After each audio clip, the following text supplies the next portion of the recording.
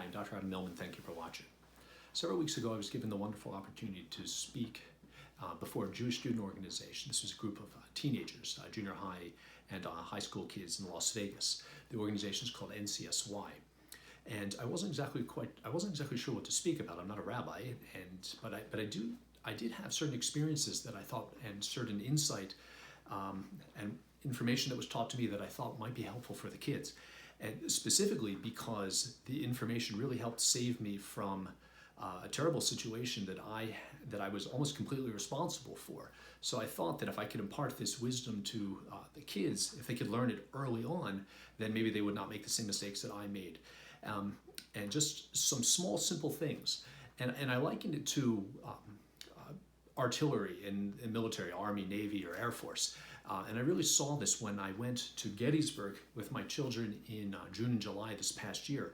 There's lots of cannons set up, and they told us that if you just change the direction of the cannon, just change the trajectory by 1 degree or 2 degrees, carried out hundreds and hundreds of yards, the cannonball would land in a completely different area than if you had just kept it on the original trajectory. So just by making one small change of 1 degree, 2 degrees, 3 degrees, the further you would carry it out, the further in the distance it would go, the longer the distance traveled by the cannonball, it would get so divergent, it was almost as if they were not even from the same cannon. So just by making a small change, and the further it would be carried out, so changing it by 1 degree and having it go this way as opposed to going this way, the further out you carry it, it becomes so divergent. So by making small changes in the trajectory of the cannon, so too in making small changes in decisions that you're making in your life at an early age, especially. For me, I was much older, in my 40s, when I make the changes. So for these kids at a much earlier age, if they can make the changes and not travel down the path I did, I thought it would be very beneficial. So several years ago, when I was years out of residency, having completed 5 years of graduate school and 5 years of college, 2 years of graduate school, 4 years of residency, and then years and years outside of residency, I found myself in a very bad economic situation despite making lots and lots of money. And what had happened was mostly my own fault through bad decisions, bad philosophy, bad attitude. And these are things that are all able to be changed. The problem was that I had a very long list for why my economic situation was so bad, except the only thing that was not on the list was myself. I blamed the current president and administration, except when that president and administration changed to the one that I thought was preferable, my situation got worse. So I obviously couldn't blame the administration. I blamed the insurance companies, the reimbursements from the insurance companies, Medicare and Medicaid, the Affordable Care Act. I looked at the reimbursements from the insurance company and I would say to myself, if this is all the insurance company pays, then how can anybody expect you to do well as a physician? I blamed the tax bracket, I blamed the interest rates on my student loans, my location, and where my office was, all the patients, the population, the types of the different types of insurances that we had. I had all these reasons why the situation was bad, but the only thing that wasn't on the list was myself. I was the reason for the vast majority of the problem. And this had to do with it had to do with my own personal philosophy of how I interpreted events and how I responded to events, my attitude about the events, and how to respond instead of react, and how to look at the challenges. This, in my mind, was all completely messed up. I just wanted to blame everyone else for what the problem was. Making lots and lots of money, I had gotten myself into a very bad economic situation that, thank God, in a very short period of time, by making some very small changes, I was able to bring myself out to much greater, years ago, what it was seemed to be unpredictable, unimaginable prosperity. So what I talked to the kids about was the importance of their self-image, which I spoke about in previous videos, but then also this idea of taking responsibility and making the change and viewing yourself as being the major factor that determines how your future will work out. You know, besides your faith in the Almighty and divine providence and what you think is ultimately guiding everything, the major factor that will determine your future, as Jim Rohn famously said, is yourself, the decisions that you make, not an administration, not a president, not the economy, not the banks, not the schools, not your family, not society. It's yourself and your own decisions that you make. And this is something that I thought it was very important for the kids to know. In addition to their self-image, how they view themselves. And I asked them to write down, if they were to look up themselves in a dictionary and and their name was there, what would it say? What would it say next to their name? If there were a name tag around work or at school, what would the name tag say about them? It would have a picture. What would the description be? And if you looked your name up in the dictionary, what would it say? What does it say and what should it say? What does it say based on what other people have told you about yourself and how your identity has been formed by other people and your self-image has been formed by other people? What does it say that it shouldn't say? That it's only written in the definition about who you are based on what other people have said, your experiences, your reaction to those experiences, all these things that have occurred, how much of what you think you are and how you define yourself comes from the opinions of other people that don't necessarily have your best interest in mind. The negative people that unfortunately are around everybody, I mean, to a certain degree, how much of how you see yourself is based on what other people have told you and how the situations have gone for you, the experiences that you've had, and how other people have told you functioned in those situations, and now how do you allow that to define how you think you are, who you think you are, and then how can you change these things? Because what it says is not necessarily what it has to say. You can change who you think you are. You can change who you are, how you see yourself, whenever you want to. So what does it say and what should it say? How much of it is influenced and shaped by your experiences, but also by what other people have told you, and how much of that is useful and how much of it is not useful, and how could it be changed? What should it say? If you were to write your own definition, what would it say? And I don't mean how you define yourself based on your career and who you are in society, but really inside, how do you see yourself? Not I'm a doctor or I'm a singer or I'm a mother, but really how that's important. But ultimately, what does it really say? What other things should it say that it doesn't currently say? The next part of what I said to them, which was taught to Jim Rohn by his mentor Earl Shoaff, and what was taught to me by my mentors, which is this: that it's not what happens that is the major factor that determines how your life works out. It's what you do about it. It's not what happens. What happens to us all. The key is what you do about it. If you will start making some changes with the same circumstances, because we cannot change the circumstances, but we can change, as Jim Rohn used to say, we can change ourselves. We can change what we do. We can change what we read. We can change what we listen to. We can change who we surround ourselves by. We can change what we do with our time. So it's not what happens.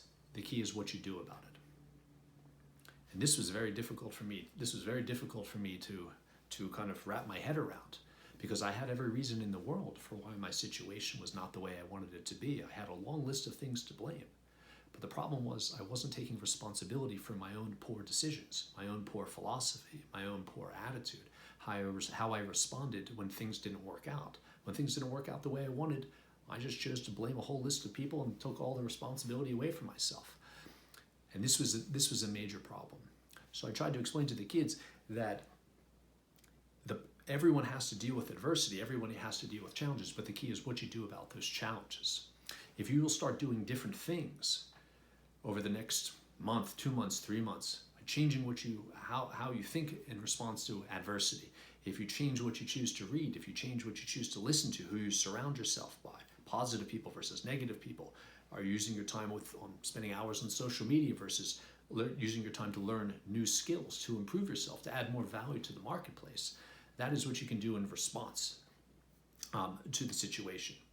Instead of looking at the situation as something that I can't control, how do you respond to the situation? And the next piece of wisdom that was taught to Earl Shoaff, which was taught to Jim Rohn, which I then passed on to the children, which I now pass on to you, is this idea, and this is also very hard for me to wrap my head around, which is that much of what we have in our lives has been attracted to us by the person that we've become. Much of what we have in our lives has been attracted to us by the person that we've become, by the attitude that we have, by the decisions that we've made, by our philosophy of life, how we respond to challenges, how we look at challenges, how we look at the world, and how we look at ourselves. So if we were to take some time and be very, very honest with ourselves and look at our situation, barring war and tragedy, in many situations, our situation at work, our situation at school, maybe a relationship that we're in, some of this, maybe a large percentage of it, is due to our own decisions and choosing to stay in a job, choosing to stay in a relationship, choosing not to burn the midnight oil, to stay awake, to learn new skills, to spend extra time in the library, to spend extra time online learning as opposed to wasting time, spending time learning as opposed to watching excessive television. What we choose to do with what are the choices that we've made have unfortunately created many of our situations the way we are in life, the situations that we are currently now in our lives. Now, there are obviously exceptions to this, things that you can't control, but I think if people were very honest with themselves, they see if you're in a certain position at work or a certain position in a relationship, that much of this has been determined by the decisions that we've made based on how we feel about ourselves, what we think is possible for ourselves, what we think we are worthy of, what we think we can get out of life. And if we don't like the situation that we're in, we can change many things about the way we think, and the decisions we make might be able to change our situation in life, in relationships, economically, and in school. Yes. I asked myself the same question that Jim Rohn asked Earl Shoaff many, many decades ago. How can I change this? The situation that I was in economically was very bad not that long ago. And I asked, how can I get out of this situation? And because I kept waiting for the situation to change. I kept waiting for the economy to change and the administration to change. And then I realized, and I was also told, that it's not going to change. The outside is not going to change. But what can I change? Is myself. And as Jim Rohn used to say, when you change, everything will change. You don't have to wait for the outside to change. What you have to change is in the inside. To have more, you have to become more. Don't try to change what's on the outside. Don't try to rearrange the seasons. Don't try to rearrange things that are not under your control, the economy and taxes and interest, the administration, war. You can't change these things, but you can change yourself. You can change what you do. You can change what you read. You can change what you listen to. So for my situation to change, I realized I had to change. I kept waiting for someone to come along and help me. But Jim Rohn said the same thing. He said, well, what if that person doesn't show up? You keep waiting around for someone to come along and change your situation. What if the person never comes? So I realized through my reading and through my mentors that if things were going to change for me, then I had to change. And not to change what's on the outside, not try to change what I can't change, but I can change what's on the inside. I can change myself. I can change my philosophy. I can change my attitude. I can change what I read. I can change what I was doing with my time rather than sitting on the couch hoping that things would get better, that things would change and something would drop out of the sky and fix my situation. What I really needed to do is change myself, change what I was thinking about, change what I was reading, and change my situation by changing myself. And that's ultimately what I did. So the main message for the kids was their self-image is so important, and that what's on the outside is not under our control, but what we control is our reaction. And three parting statements that were taught to me that I think would be very helpful as well that I spoke with the kids about, and then also for everyone else, which is, don't wish that it were easier, wish that you were better. Don't wish for fewer problems, wish for more skills. You don't need fewer problems, although fewer problems would be nice, but you can't control the problems. But you can control the skills that you develop, that you pursue in order to deal with the problems. And the last one was, don't wish for less challenge, wish for more wisdom. The challenges you can't control, the challenges are there. It'd be nice to pray and say, oh, I don't have any challenges, but that's unlikely. But you can wish for and pursue the wisdom to deal with the challenges. Jim Rohn uses the example of a plane flying. The gravity is the challenge for the plane taking off, but ultimately the gravity is what enables the plane to stay in the sky. Without the gravity, the plane would take off and you wouldn't be able to control it. It would just go up above the atmosphere into outer space if there was no gravity. So initially the gravity could seem like the challenge that prevents flight. And this of course, is what the Wright brothers had to deal with. How do you get this plane off of the ground? But eventually they got the plane off the ground, and if it were not for gravity, the previous challenge, the plane wouldn't have even been able to fly. So the challenge of the gravity ultimately becomes what is necessary in order for there to be flight at all. So don't wish for more challenge, wish for more wisdom to deal with the challenge. Spend 80% of the time dealing with the solution and maybe 20% of the time thinking about the problem. Tony Robbins speaks about this in his Awaken the Giant Within. It comes from a book by Emmett Fox, and it has this what he has in there called the 7-day mental challenge, where he says that for the next 7 days, you're only allowed to spend very little time thinking about the problem and spend the vast majority of the time thinking about the solutions. And our tendency is to just dwell on the problems, just thinking about the problem, how bad it is, and now I got to tell other people about how bad it is, rather than thinking about a solution to the problem. The solution is where you'll make all the difference in your life. Think about the problem and then immediately get to work on the solution to the problem. Don't wish for less challenge, wish for more wisdom. Don't wish for fewer problems, wish for more skills. And then don't wish that it were easier, wish that you were better, Jim Rohn would say. Don't wish that it were easier. It's not going to get easier, but wish that you were better. And you get better by working on yourself, acquiring new skills, acquiring more wisdom. Thank you very much for watching.